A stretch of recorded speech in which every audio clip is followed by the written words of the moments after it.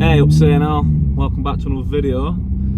Just a little one for you today. I'm going to do a video on what it's like to drive an FN2 as a daily car. Maybe for, well, you can see already, a bit bumpy. But for any of you guys that are looking into buying an FN2 or interested in Civic, I don't have a gimbal or anything for my car, so if it's a little bit bumpy I do apologise. But we'll get into the bumpiness pretty soon anyway. So I've had the car for maybe 3 or 4 months now, and personally I'm 21, so I absolutely love the car. I don't have kids, I don't have anything like that. So obviously if you're getting a Type R, it is a 3-door, so for kids, putting them in the back, all that sort of stuff, it could be a little bit annoying, especially with the seats, because when you pull the seats forward it resets the driving position, so that could be an issue for you if you've got kids or, you know, other family members to move it up a little bit for you. But we're going to be mainly talking about actual driving and what it's like to have on the road. Hopefully we get a little bit smoother soon. But what I've found with the car so far, the big feature is, like, if you want to drive it like a normal car, going up an hill here, but yeah, we've gone sideways, ladies and gentlemen. If you want to drive it like a normal car, it's so easy to drive like a normal car, just because to get into that kind of power range you do need to be in the high revs. So driving it in the low revs, it does just feel like a normal car, unless you've got a bloody loud exhaust in your car like I do, and then it doesn't sound like a normal car, but you know, still. But in terms of driving it and your field of view, everything's good. You've got massive wing mirrors, so you can see everything, you know, very adjustable. The wing mirrors are even heated wing mirrors, which I've only just found out. I was pressing buttons earlier, you know, the wing mirrors would heat up, so that were decent the other morning when they were a bit colder than it was. We've just been through a heat wave here in the UK, and then it went a bit colder, and I thought, bloody hell, everything steamed up. Press the button, bosh, wing mirror is sorted out. But yeah, as you can probably tell from the video, the suspension is stiff. That is probably the first thing that you'll notice, is the suspension is stiff. Like, unless you're on a track or a very smooth road, you're gonna feel every single bump. And yeah, that is a little bit annoying, but for me, again, I'm 21, I don't really care, because I'm 21 with a Type R, so why would I get going around a quick roundabout here? So I'm 21 with a Type R, why would I care about a little bit of stiffness? But yeah, just driving it daily for me, absolutely love it. And it's a lot of car for the price you're going to pay. I've got a championship white one, so it was a little bit more expensive, but let's say you're getting like a red or a black one, for example, you can easily pick up a Type R for £4.5, £5 if you're going to get it from a dealership. And you're getting a lot of car. You're getting a 2-litre K20 engine, one of the best engines ever made in my opinion. I'll do a little bit of pulse so you can hear it here, because we're going into a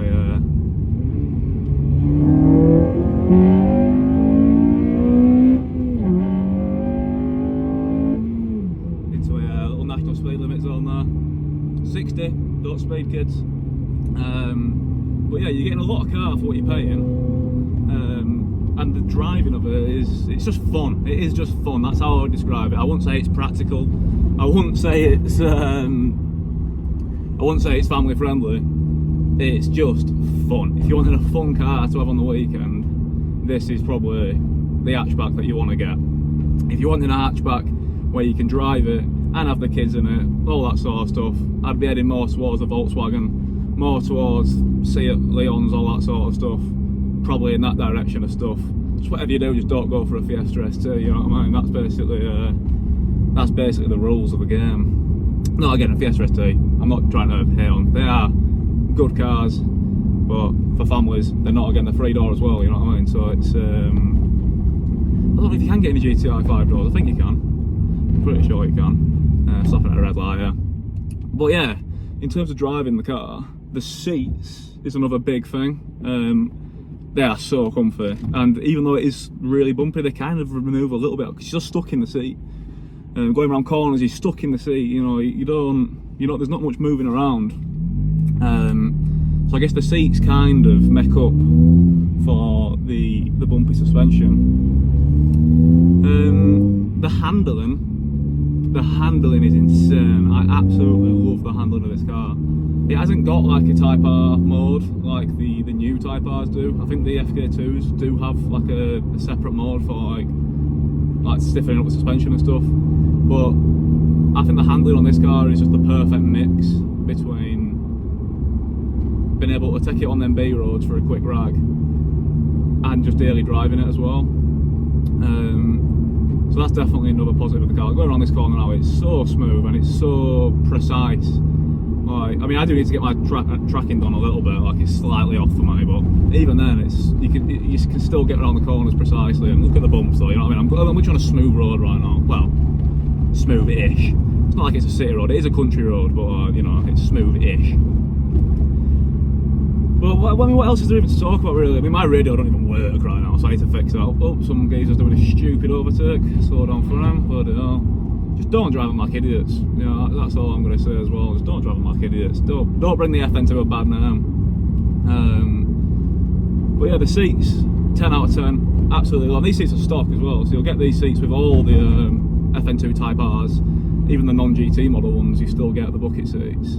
So I've got the GT model as well, so I have like the cruise control, which is another good thing for daily driving. So yeah, watch out with that. If you're wanting cruise control for daily driving and you're driving on the motorway a lot, you will want to get the GT model, because then you get your cruise control. I'm not sure if the climate controls are any different, but you know, the climate controls are good. You get your aircon.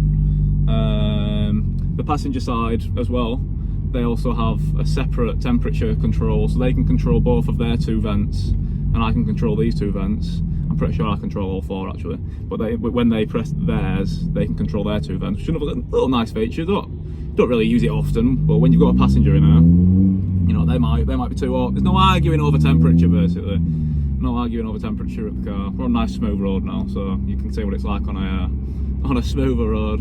Hey up, my mates there. Go on, Greg lad. That's Greg lad. That is the other guy from C&L. I'm actually doing a video and I've just come past him. He's driving his Peugeot at the minute because, well, it's his parents' Peugeot, because his Miata, all the coolant and radiators just all absolutely messed up. So that's a job for him to do on Saturday. I'm going to ask him if he can do a quick video about it, so that'd be a good video to upload onto the channel. But yeah, that's Greg. He's just passed us. You probably can't even see him, but yeah, he's just come past. But yeah, in terms of like the space in the car, it's a lot bigger than you would think.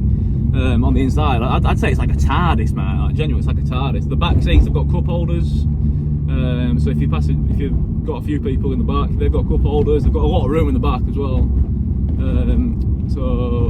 Another thing is, it doesn't have a middle seat belt, so it is only for 4 people. 4 people can only fit in this car. But yeah, it's driving the car. It's smooth. It's fast as well. Like, I know you'll probably look online and a lot of people will say that these cars are slow. Now, I'm just going to put this out there, and this is my opinion, but the people that are saying these cars are slow are the type of people that have owned like 300 plus horsepower cars. I've never owned a hot hatch. This is my first hot hatch that I've owned. I don't get me wrong, I've had a drive of a Polo GTI and they are quick, they're responsive, but I just can't see it being anywhere near as fun as this. They are a fast car. I drive this and it's fast. I take my mates out in it and I take them along bypass and they're like, Jesus, I wasn't expecting that. And it is because it's a fast car. You know, it's faster than most cars that you get on the road. Another thing, obviously, I've got the Championship White Edition, so if you get the Championship White Edition, that comes with a limited slip differential gearbox stock. So that's comes stock, and I don't believe that comes in your standard Type Rs. So that's another thing to look out for if you're wanting that in your car. But look at that. Whether that's worth paying the extra for you, that's completely up to you to decide.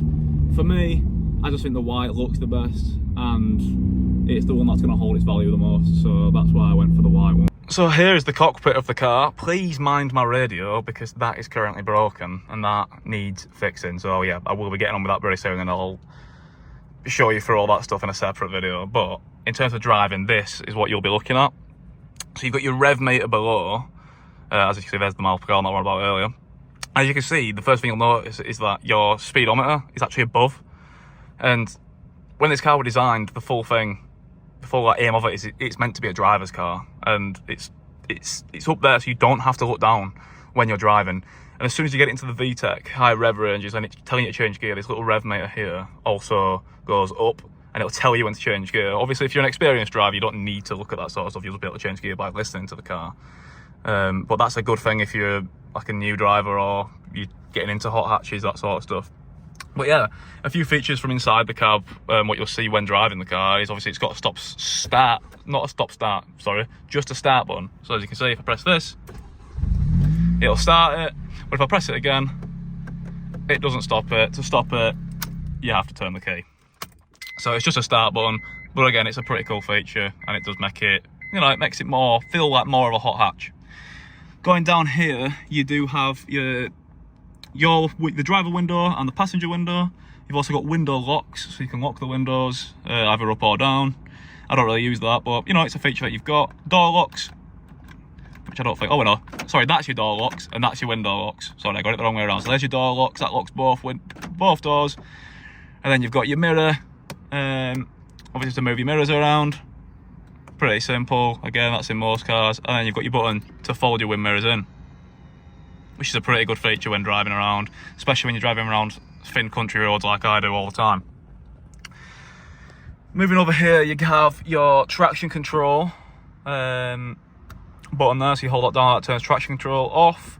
You can also change your speedo from kilometers. I think you hold it, yep, so if you look close there, you can change it to kilometers and to miles per hour, which is good if you do international driving, which I don't do, so I'll keep that in, mile per hour.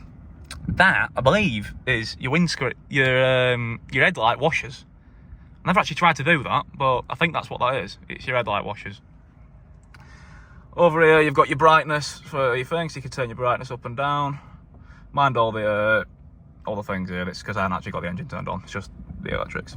But yeah, it's there you go. You can turn your brightness up and down just with that, which is pretty good. And there's your wind mirror heaters, so you can heat up your wind mirrors with that button. And then you've got all your aircon controls, all that sort of stuff here, so you can turn your fans up, turn your fans down. You've got your front windscreen fans to defog. You also change the mode of your fans there, which obviously changes which ones they come through, your feet ones, them ones, the top ones. And then you've got the temperature panel. It's all quite satisfying to use as well. Look how it's smooth, you know. And you've got your dual, I believe the dual one sucks air in from outside the car, so that is better when you're trying to cool your car down. And then that one is for recycling, I suppose, the air that inside the cab brings it all through, and that is better for heating the car up. And then that's to turn everything off. So yeah, that's kind of what you'll be using when driving. Obviously you've got all your radio stuff, which I don't really need to go through all that. I'm sure anyone that's used a radio before knows how to use a radio. But yeah, that's kind of what you see whilst you're driving. And I really like it. I think it's futuristic. We've got the steering wheel. Come on, focus him. Steering wheel controls as well. So you've got your channels, you've got your volume, you've got your mode, which again is all radio stuff there, and that's for your fans, your aircon, all that sort of stuff. You've got your cruise control, and again, this is on the GT model only. You've got your cruise control turning on there, and that's to accelerate your cruise control and decelerate, and then turn it off. You've got your information, which changes the information in the middle there. And I believe that's obviously your miles per gallon, which is pretty cool. It's like live, it kind of like goes across. You've got your average miles per gallon for your trip, so that's a 76 mile trip on an average of 31 miles per gallon, which is not too bad. That's how many miles you've got left. So I'm just over half a tank there, and it's saying I can do another 183 miles. Not sure. I think that's how long your trip was. That's how long your trip was. Your average speed, and that's to see who's wearing the seat belts, I think. I'm pretty sure let me put my seatbelt on. I'll tell you what, I'll put the passenger side seatbelt on and see what that changes to.